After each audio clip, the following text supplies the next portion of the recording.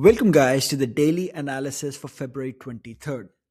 So, in the weekly watch list, we already discussed the larger time frame context as well as all the events and every single thing that's happening this week. So, I'm not going to go into that again as much today, especially because we don't really have any major news events today. And we already discussed the impact of OPEX and everything else in the weekly watch list. Let's dig into the structures right away. So, in the weekly watch list, I had discussed how QQQ has been stuck in this range since February 3rd, right? It's in this larger range. And then, obviously, on the daily analysis of Friday, we had discussed about the smaller consolidation range of Thursday, about the importance of the support area, and how if we hold above this, we'll probably go higher to 606 and then 610, which is exactly how things played out. Now, why did I mention this larger consolidation? Mentioned this larger consolidation because we had again discussed in last week's daily analysis how if we hold this 594 area and start moving up, we'll get towards the other end of this range, which is what we are doing right now. So on Friday, we actually closed above the hourly 50 MA, which is a nice turn of events. You guys can see last time we tried to do that and consolidate, we failed. The second attempt, usually, if this works out, we can see another leg higher up from 616 to 618, but that's to be seen. We don't have to think about that just yet.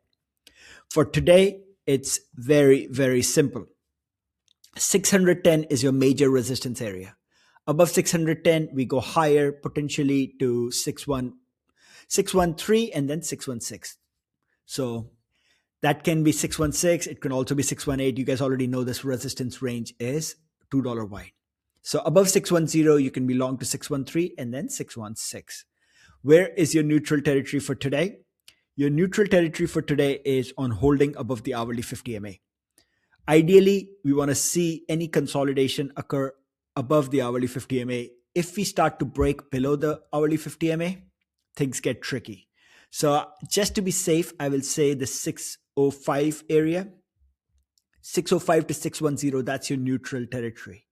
Below 605, we likely go back to 600. So 605 to 610 neutral. Above 610, we are bullish to 613 and 616. Below 605, we are bearish to around 601.5 if you want to be technical, and then around 597, 598 area. So those are your levels for today.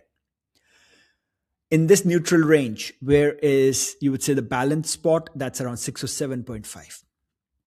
So that's the context for QQQ. Obviously, the fact that we failed to break the lows at the bottom of the range makes it highly likely that we go back to the top of the range. We are having just a nice consolidation.